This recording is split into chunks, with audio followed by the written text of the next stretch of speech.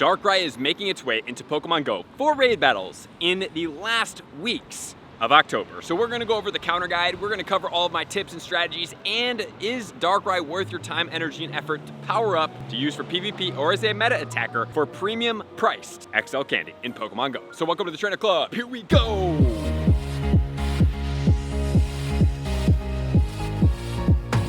Darkrai appearing in raid battles from Friday, October 20th at 10 a.m. all the way until November 3rd. All right, so we're gonna have a decent amount of time with Darkrai. This has been like the 450th time with Darkrai making its way back into Pokemon GO, but everybody loves this Pokemon. One thing you're gonna have to know about it is you cannot trade this Pokemon. I have 17 shiny Pokemon. I cannot trade them. So if you do get a good Pokemon from a raid battle, whether it be a regular Pokemon or a shiny version of the Darkrai, it's going to be valuable because you can't get it from a lucky trade anyway, which is pretty impressive. So if you do have a Shundo Darkrai, it's actually one of the rarer Shundos coming from Pokemon GO because it has to come from a completed raid battle. So if you do have it, congratulations. But now let's move into everything we need to know about this Pokemon. So it is a Dark-type Pokemon. It's a pretty strong Dark-type Pokemon at that. It maxes out at 4,227. A little bit more higher in the attack value at 285. The defense is 198 and the stamina is 172. So a little bit higher on that attack, a little bit lower on the defense and lower on the stamina, which makes it more of an attacker-weighted Pokemon. It's going to have 3 weaknesses, which are going to be Bug,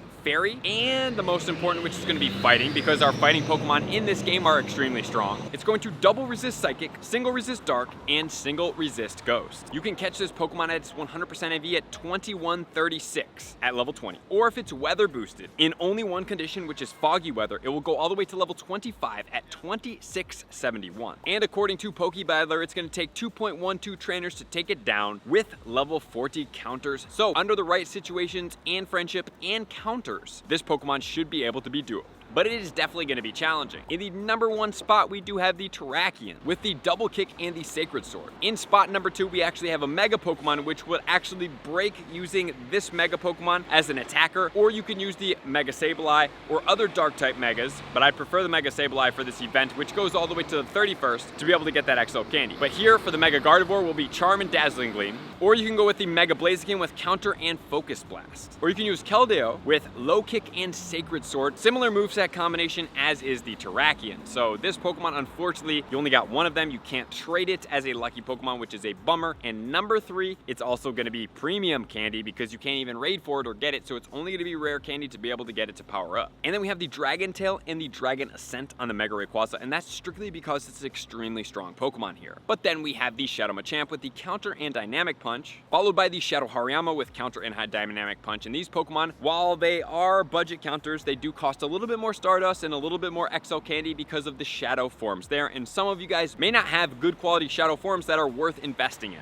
In spot 8, we have Mega Pinsir with X-Scissor and Bug Bite, and Rock Throw and Dazzling Gleam on the Mega Diancie in spot 9. And then in spot 10, we have the Low Kick and the Close Combat on the Mega Gallade, which is not out in the game yet. But then in spot number 11, we are going to have the Conkeldurr with the Counter and Dynamic Punch, which is a budget counter, the first non-shadow, non-mega, non-legendary budget counter that is making this list, guys. So we just had the Timber Calm Day, so you should have enough candy and XL candy to be able to power this up. Hopefully you have traded this quite a bit and you do have a good quality, lucky one that you can use in these raid battles. I have one maxed out. I'm excited. I already have a maxed out Machamp Shadow as well, which also makes me excited for this. Even though I have way too much XL candy, regular candy, and I have 100% IV and I have a 98% IV shiny, and I don't really care to raid hard for the Shundo, but I will do casual raid hours with my Discord and Patreon. So if you guys do need any raid battle invites, you can check the pin comments below, get into the Discord totally free, or check out the Patreon where you can get into premier Discord raid groups, which are going to be everybody that's passionate about doing remote raids, or you can get into the elite tier, which is going to be getting yourself on my friends list and be able to raid and converse with me in the Discord. Number 12, we're going to have Mega Beedrill, which we're going to skip here. 13, we are actually going to have Mega Alakazam. I'm going to skip this one once again because yes, while it does get the Dazzling Gleam moveset, it's not super relevant. But in 14, we are going to have Volcarona with double bug moves. In 15, we are going to have the Machamp with Counter and Dynamic Punch, which is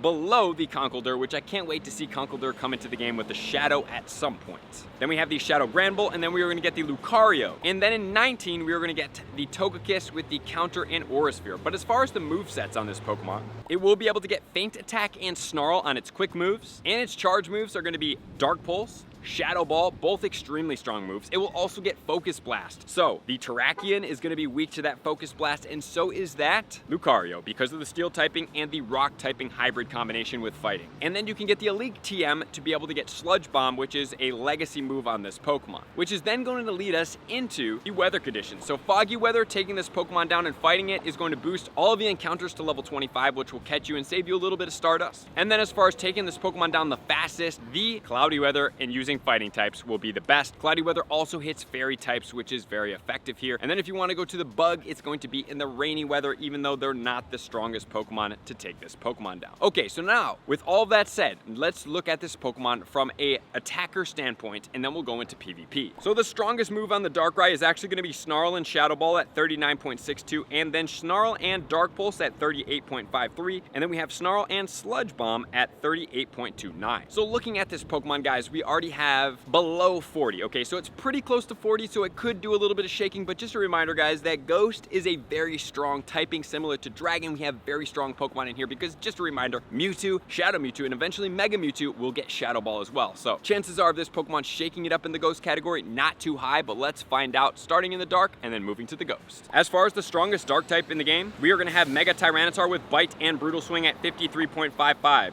In the second spot, Shadow Tyranitar at 48.83. In spot number 3, Mega Houndoom, which actually has gotten beat out quite significantly by the Mega Tyranitar once it did get Brutal Swing at 42.6, and the regular Tyranitar at 42.2, followed closely by Hydreigon with the Calm Day move of Brutal Swing at 41.64. Mega Gyarados coming in next, Shadow Weavile in there, Ash Greninja, and Darkrai all the way down in the 9th spot overall. So if we're looking to talk about budget counters, what's going to be the most effective thing for you guys can go after Tyranitar, which we just had a Calm Day Classic with the Brutal Swing, which doesn't even require an Elite TM to be able to get like Hydreigon does, and it is very, very strong. It's the top Mega Pokemon in the game right now, Shadow Pokemon in the game right now, and it's basically the exact same in the regular form as the Mega Houndoom. So this Pokemon is very, very strong and effective as a budget counter. You should have more than enough regular candy and XL candy for that. So Darkrai has now become a little bit irrelevant. But now let's check it out in Shadow Ball, because maybe that will do something there. So like I talked about, Mewtwo, X and Y, 55.56 and 53.79. We do have the Mega Gengar at 52.21. Then we're going to go down to the Megas in here. Shadow Mewtwo coming in there at 49, Mega Alakazam, Mega Bayonet, Mega Gardevoir, all with Shadow Ball. Lunala, 43.98, Mewtwo. And then if we go to the second page in the 18th spot overall, behind the Giratina Origin form, the Chandelure with the Shadow Ball at 40.34. We are going to find Darkrai at 39.62. So once again, we have a budget counter of Chandelure beating out a paid for premium XL candy on this Pokemon. That's something to take into account, guys. Very, very,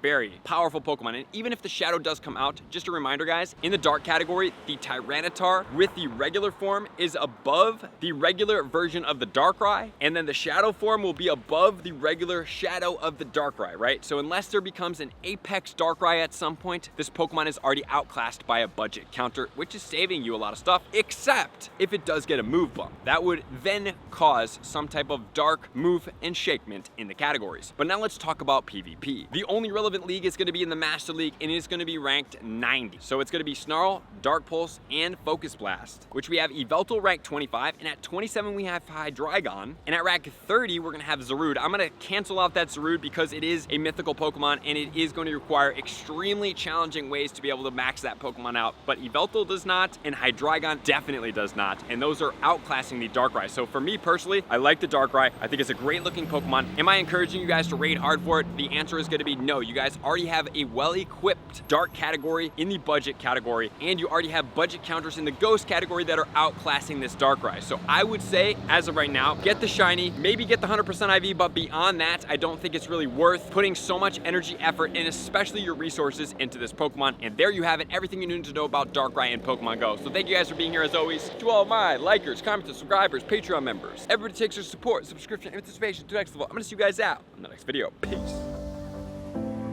I want to take this time to thank everybody who supports me in every facet. It means the world to me, and an extra special thank you to all my Patreons. I greatly appreciate the extra support to continue to allow me to pursue Pokemon Go full time, allowing me to create my daily video uploads in the most timely fashion for everyone's benefit.